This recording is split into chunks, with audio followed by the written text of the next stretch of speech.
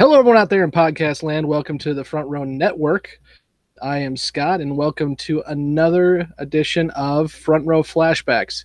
You know, somewhere between Mork and Mindy and Bicentennial Man, there are a few decades of movies that define generations. For some people, they are flashbacks, but for everybody, they are. I forgot my freaking line. It's because I haven't done my line in like 4 shows. So I used to have a call, sign, tag, whatever. I'm terrible at this, and therefore I forgot it.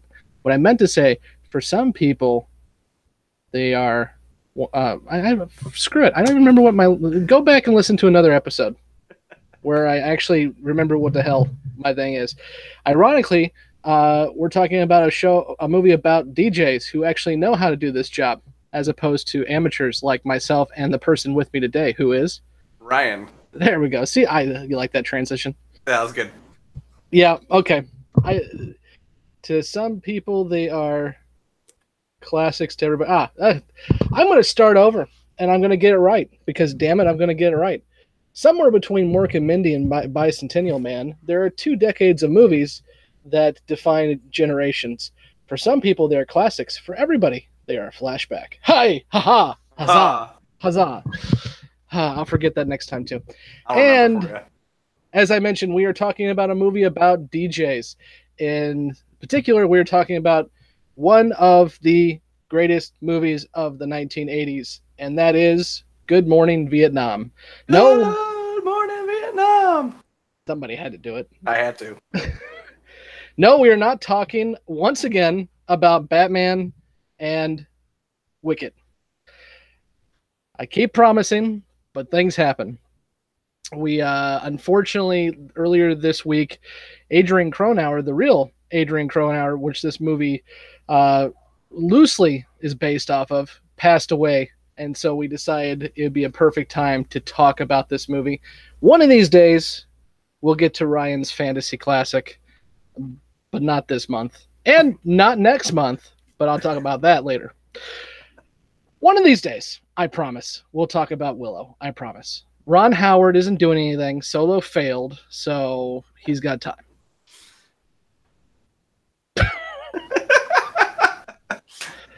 I'm not going to address that. For the one person in the world who hasn't seen this movie, actually, you know what? I doubt that's the case. I bet you there are a lot of people who haven't seen this movie, and that is disappointing. So I'm going to tell you right now that you should go watch this movie from 1987 with the man, the myth, the legend, Robin Williams. And after you go see this movie and have your life changed because of it, then you can come back and listen to this. So let me give you a brief plot synopsis. It's in 1965 in the wonderful region of the world called Vietnam. And Adrian Cronauer, who is an Air Force Airman First Class, is assigned to be a DJ for Armed Forces Radio out of Saigon. Adrian Cronauer is somebody who really doesn't do well with authority, but is an amazing DJ who is able to get the troops motivated even in the times when they're dealing with the initial, I guess it's not really initial, but the cooler parts of Vietnam before we get into the terrible parts of Vietnam later on in the 60s. Adrian gets himself in trouble several times for being a little less than PG on the radio, and to a point where he finds himself being sent back to the States. But before he gets sent back to the States, he goes to tour the area of the Saigon that is not protected and finds himself being behind enemy lines where he has to find his way out. To do that, one of his friends he has met when he is teaching English to Vietnamese helps him get through the. My God, I'm just terrible today, folks. Gets him through and lock, which is there. You go. Thank you. Heavy VC. This is what happens when I decide to record 10 seconds after I put my kids to bed. This is what happens. Ludens, finish the synopsis. Go for it. From there, he's helped through the jungle, heavy VC. by his friend. Um, and it really opens his eyes because he's seen so much. But after that, he's brought forth and he is told that his friend is actually a VC operative and his mind is blown. From there, he is transferred to Guam, and the story ends with him making a tape that he gives to young Forrest Whitaker to help carry on the legacy. Yeah. And in real life, Forrest Whitaker is not Forrest Whitaker, obviously, but it's Pat Sajak. Not actually, he wasn't the one who took over directly after Cronauer left, but yes, in real life, Pat Sajak was one of the Saigon DJs too, before he, went on to do Hangman for 40 years. Yes, children, Wheel of Fortune is a version of Hangman. Just saying. All right, Ludens, let's go ahead and give our first impressions of Good Morning Vietnam. So first impressions for me is, it's a movie that my dad really loved. My fiance, actually, it's one of her favorites. But for me, I never really watched it until I went to college. So me being a movie fan, especially movies from the 80s and 90s, it's kind of a shock. But when I watched it, I really enjoyed the casting. They nailed the casting head on with Robin Williams as this eccentric DJ that can inspire people while still being funny. In the face of adversity, you've got a young Forrest Whitaker who plays basically Robin Williams like Shadow. He's there to watch out for him and make sure he's doing what he's supposed to do. You've got Bruno Kirby as head of command, and then his subordinate, the great TJ Walsh, who plays a villain in any movie he's in, and he's great in this one. You really just want to smack him in the face or just give him to the VC.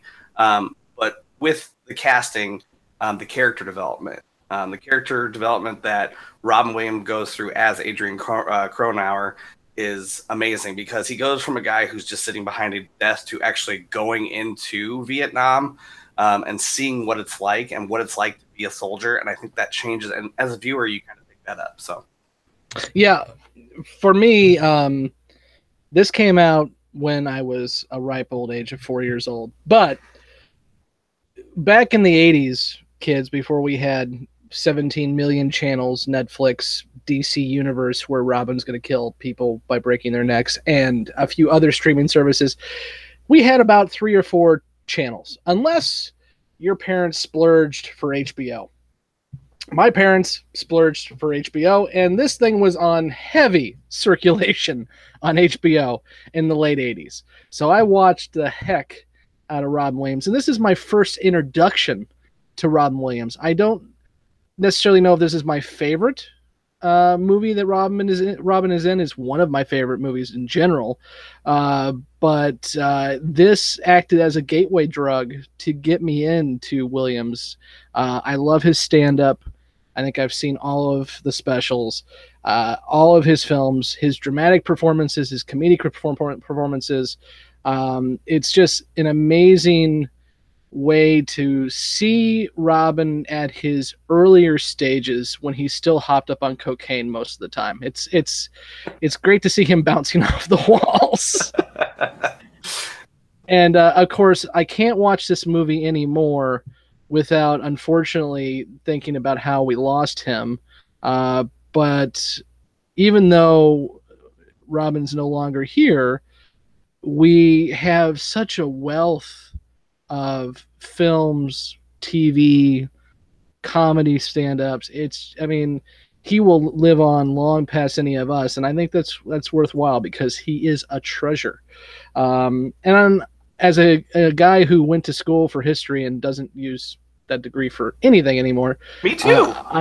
You actually teach, though. I legitimately do not use my degree at all. I really do appreciate the setting.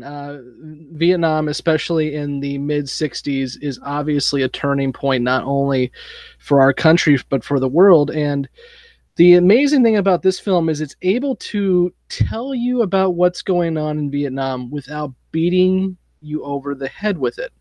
Yes, you see the VC blow up Jimmy Woo's bar. You see the issues that are going on throughout the country, the poverty, The fact that these folks have been occupied for decades. Before it was us, it was the French, and all of that. But it does it in a joyful manner that I really truly appreciate. I mean, we know Vietnam was a terrible time, but we were able to see the humanity that came out during those times, and I really do appreciate that in this film. Anything else for first impressions? I loved that, after you watch the movie, of course, you read up on the movie. All of Robin Williams' broadcasts when he is on air, completely improvised. So that, I mean, like you said, you see that raw talent of just cocaine fueled off the wall. It's phenomenal, just some of the stuff he comes up with. And to stay in character and more importantly, stay in context, the Vietnam era, just for him to come up with that stuff right off the top of his head is phenomenal.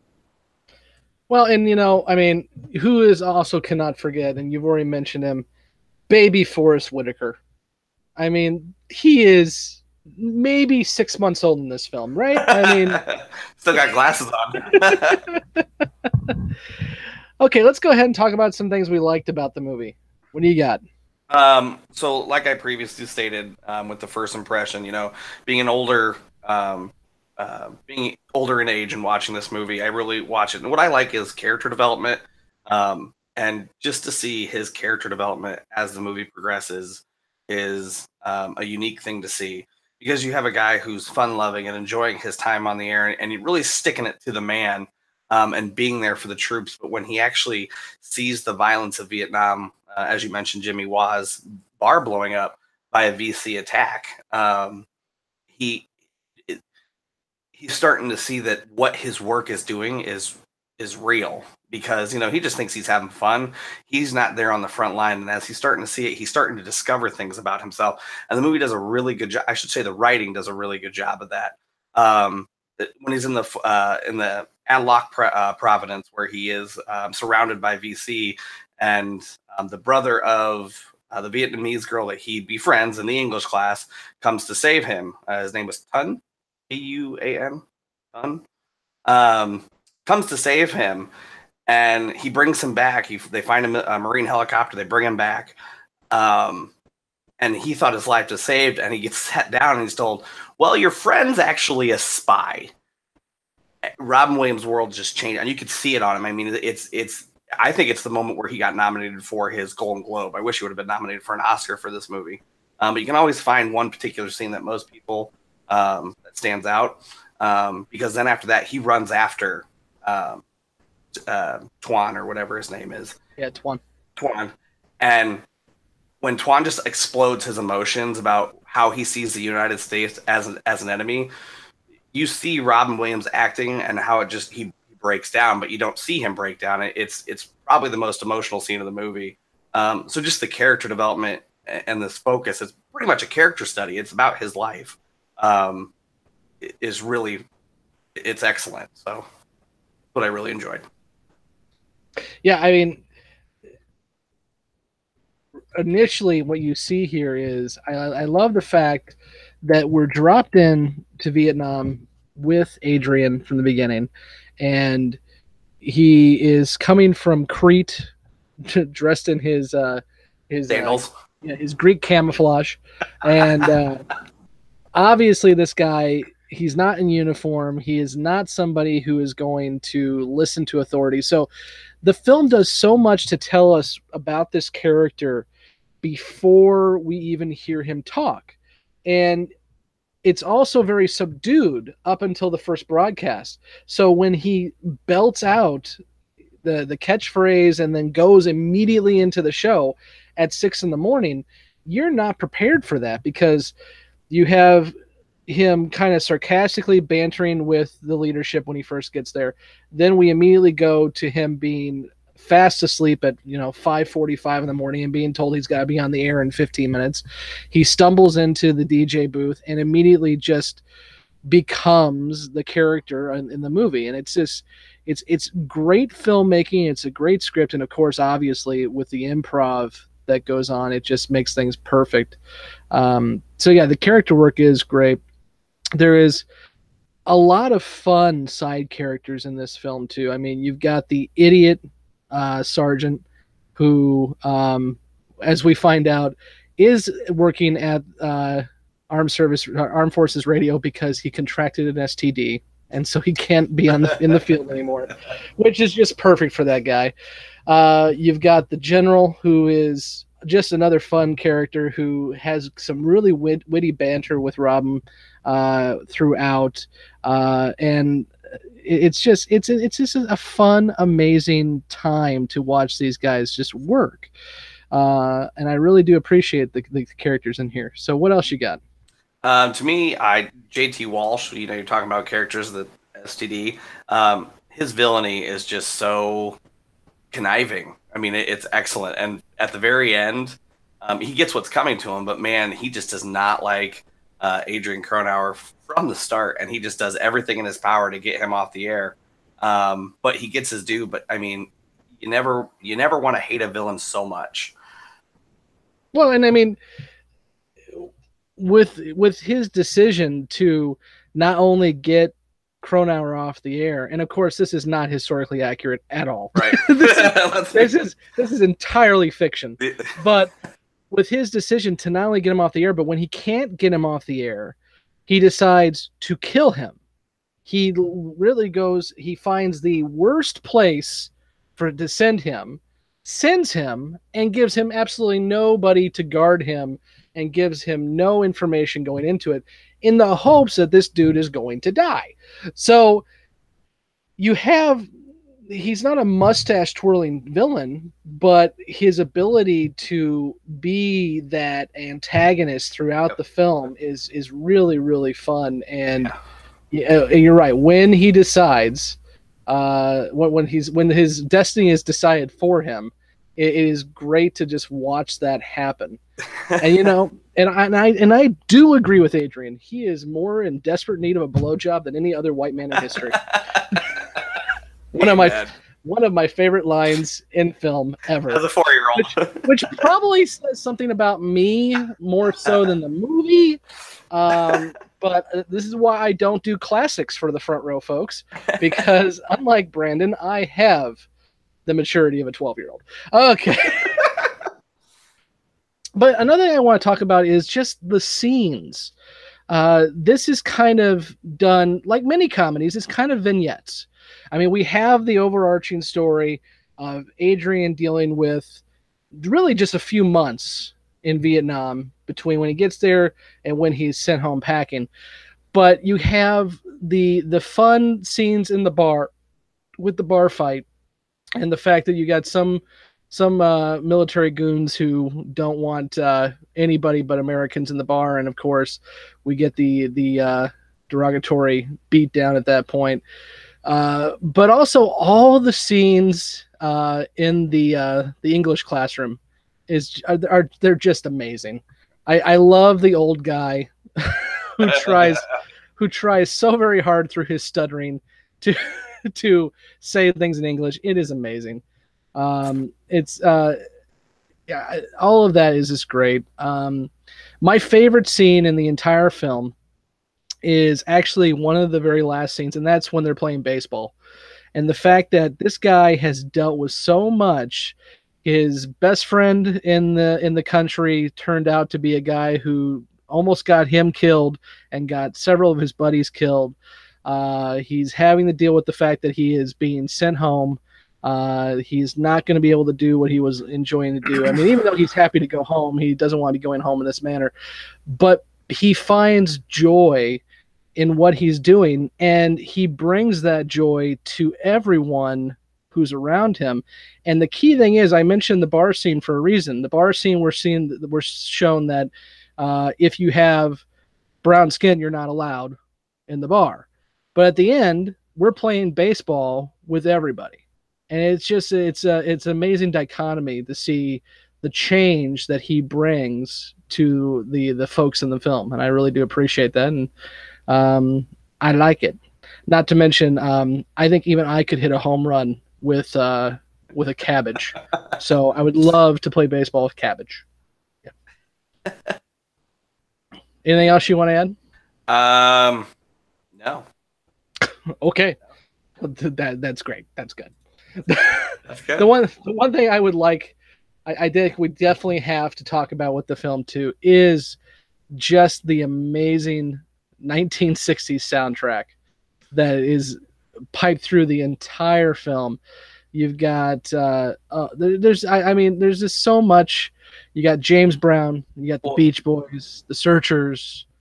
I mean it it you adds got to the everything. story too, Oh, because yeah. the higher ups don't want the rock and roll, and that's all he'll pipe through, because he understands the American soldier, or he's beginning to understand the American soldier, and that's what they need. They need that just relaxing, hey, rock out and have a good time.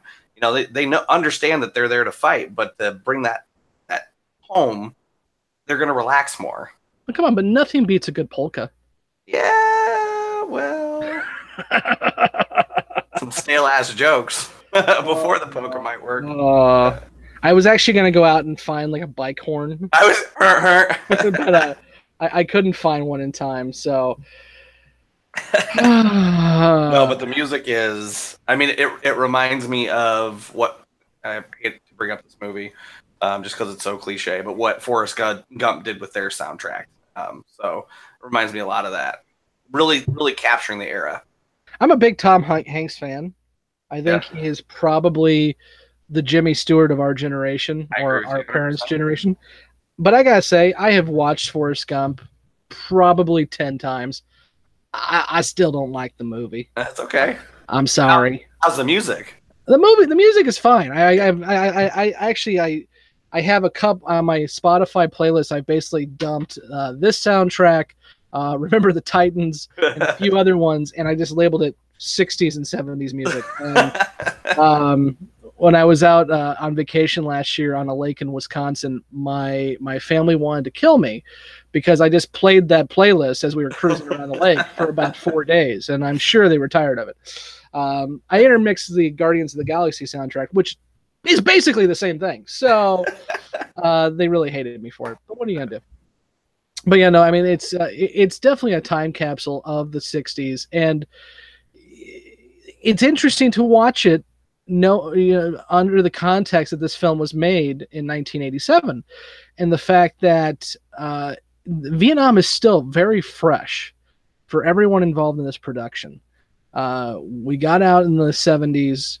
We are still hurting from it. I mean, the country truly never gets over Vietnam. It's just that that generation slowly becomes not the majority in the country anymore, and people our age have no true connection with it except for our parents and grandparents. But in '87, that's still a wound, and Right. so it's interesting to see how they handle that throughout this film too.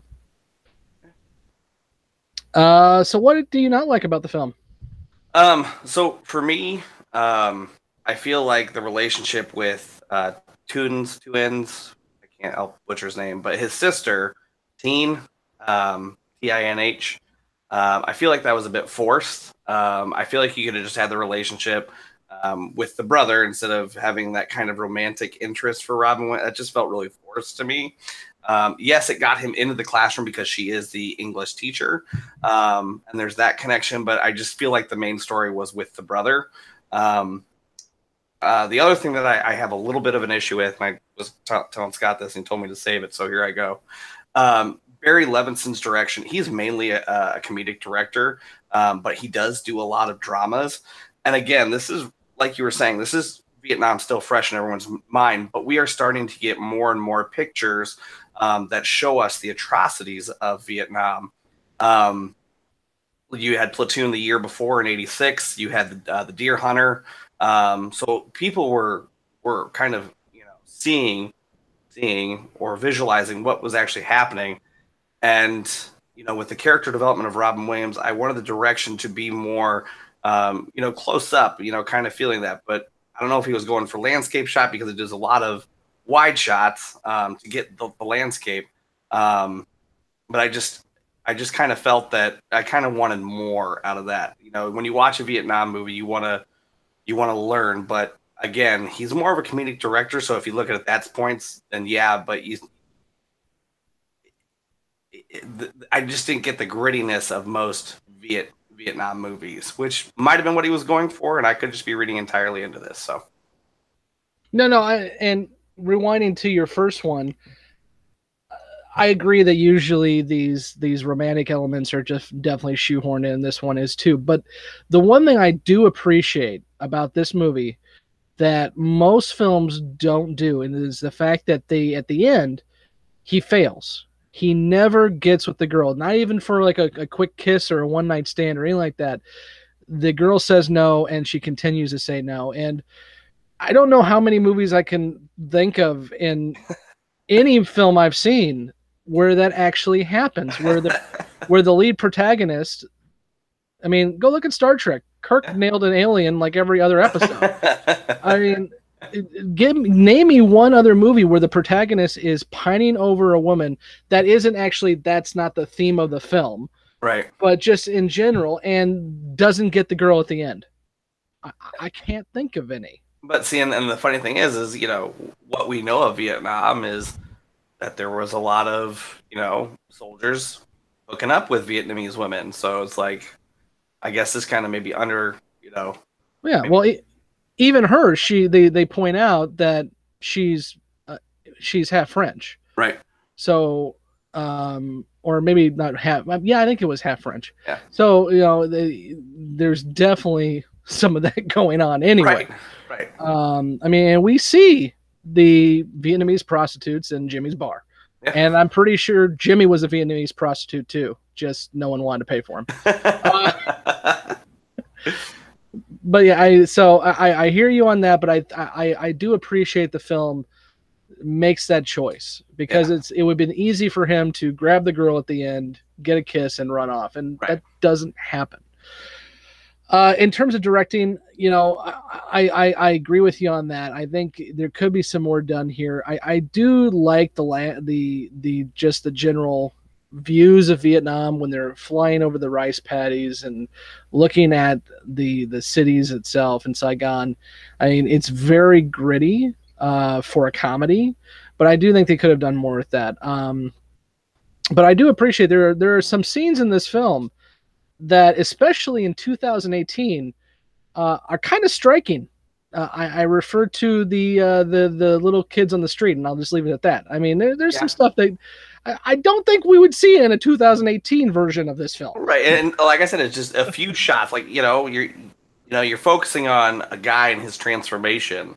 I mean, it is a character piece, so you would want more because Robin nailed it with a lot of his acting. If you just would have gotten more up close with his reactions, that's all I'm asking for, and yeah, and I think he could have pulled it off too.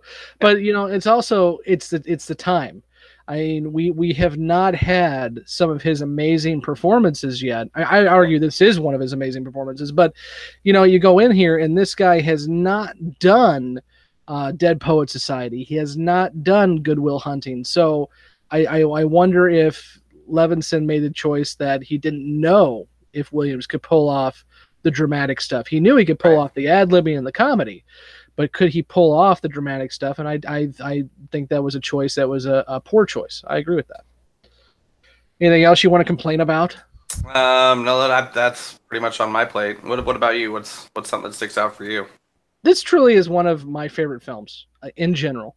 And so it's very hard for me to be a critic of it. I think I've already kind of hit on a few points, but when it really truly comes down to it, I think this is just one of those movies that you can start anywhere in it. I mean, if you're cruising through TV and it's halfway through, you can still turn it on and enjoy it for what it is. And I rewatch it a lot. And I really do enjoy it, which is why you could tell I was tired when I started this thing because I probably could have done better with the plot if I was awake. That's all right. So let's talk a little bit about lasting impact that this movie had. As I kind of already alluded to, I think this is one of those hidden gems anymore. You don't really catch it a lot on TV. HBO right now actually has it available for streaming. So if you have HBO, again, like I did in 1989 or whatever it was, you can still watch it on HBO. But it's not one of those that's played on cable a lot, and I think that's a loss. And I wonder if a lot of people have actually seen this film.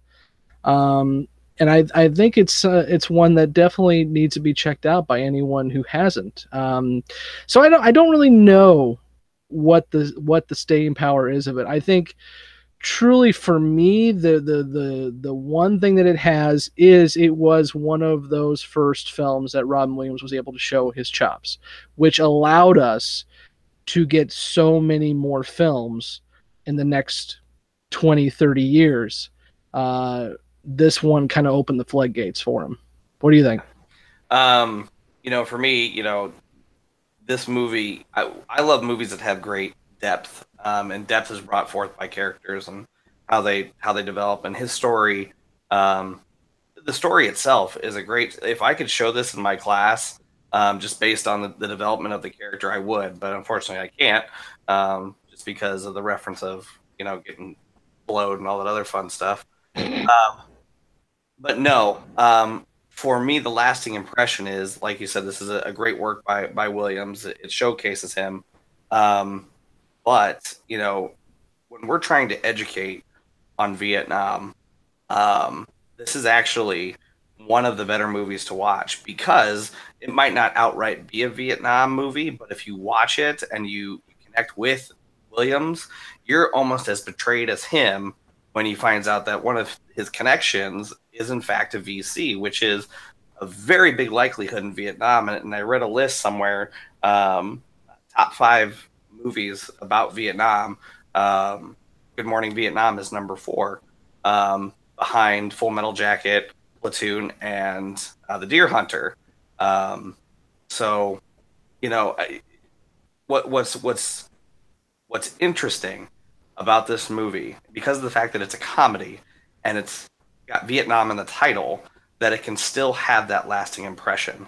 A dark chapter in our history, can be brought forth in a light that Robin Williams brought it forth, but not only Robin Williams, but what Adrian Cronauer did for our troops over there. Mm-hmm.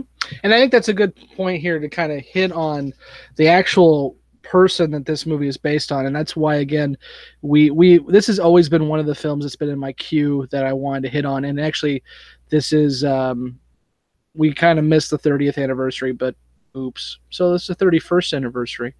But the reason why we decided to throw it in here on the schedule now is because last week, July 19th, Adrian Cronauer passed away at the age of 79. And this guy's story is really interesting. Obviously, a lot of what you see in the film did not happen, but his work in 1965 and 1966 in Saigon made a huge difference for those over there. And also, as I kind of alluded to, continued that process after he left. Pat Sajak was one of the DJs that took over, and they continued to use the Good Morning Vietnam call sign after he left. And this guy's story, I mean, he continues. He became a defense lawyer.